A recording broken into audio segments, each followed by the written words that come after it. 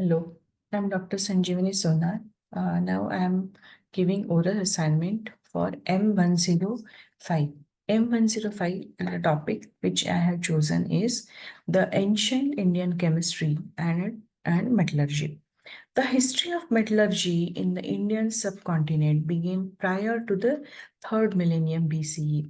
Metals and related concepts were mentioned in various early Vedic age texts. The Indian cultural and commercial contacts with the Near East and the Greek Roman world enabled an exchange of metallurgic sciences.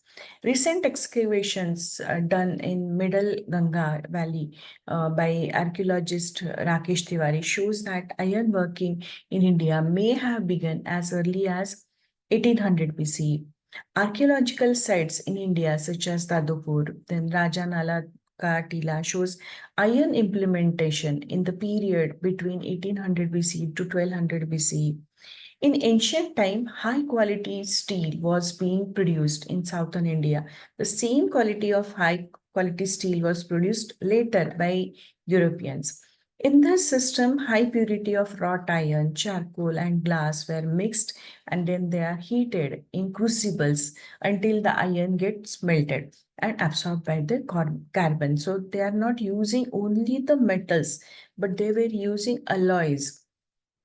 Nowadays we are everywhere we are using alloys, not metals. The resulting whichever that alloy was there, so that was called as folad by the Arab. The Sanskrit term ayas means metal and can refer to bronze, copper and iron. In Rig Veda also we can find some references of metals and alloys like bronze and copper.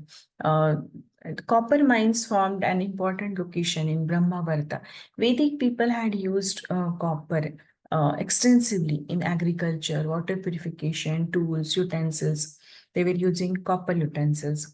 There are many references to ayas in the early Indian text. Atharva Veda refers to black metal, that is Krishna ayas. So that is nothing but the black metal, which could be iron copper. Can also its color it is maybe it is black because of heating it. And then oxidation with the use of sulfides can produce the same effect. In Yajurveda also some references are there. In Samhita also there are some references, yes, and at least one reference is there. In Manusmriti, in Manusmriti also some analogy we can find it out. In Charak Samhita, same analogy we can find it out. And that there are some references of lost wax technique. It describes the lost wax technique in detail. Then in Rasaratnakar, that deals with the preparations of rasa. Rasa, it is mercury compounds. It gives a survey of status of metallurgy and alchemy in the land. Extraction of metals such as silver, gold, copper from their ores, and not only just extraction, but the purification and its use. So all these references we can get in these.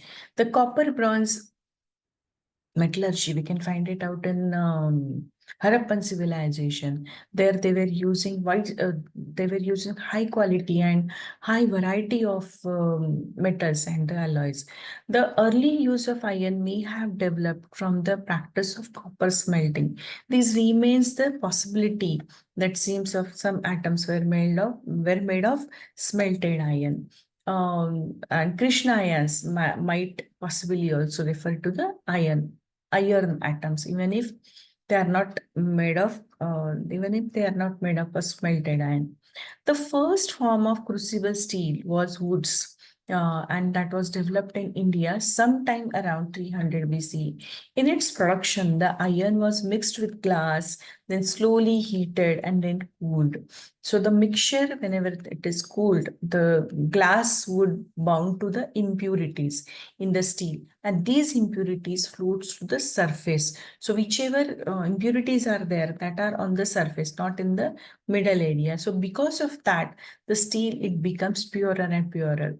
Carbon could enter the iron by diffusing through the porous walls of the crucibles.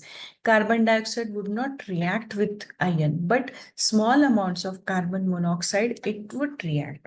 So adding carbon to the mix to the some level, it may to the some level it is there.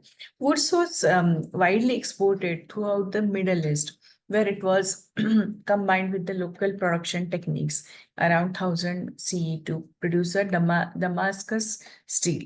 Henry quoted that the 12th century Arab, he wrote that South Indians excel in the manufacture of iron and in the preparation of its ingredients, along with which it is fused to obtain that kind of soft iron, hard iron, which is usually styled in Indian steel.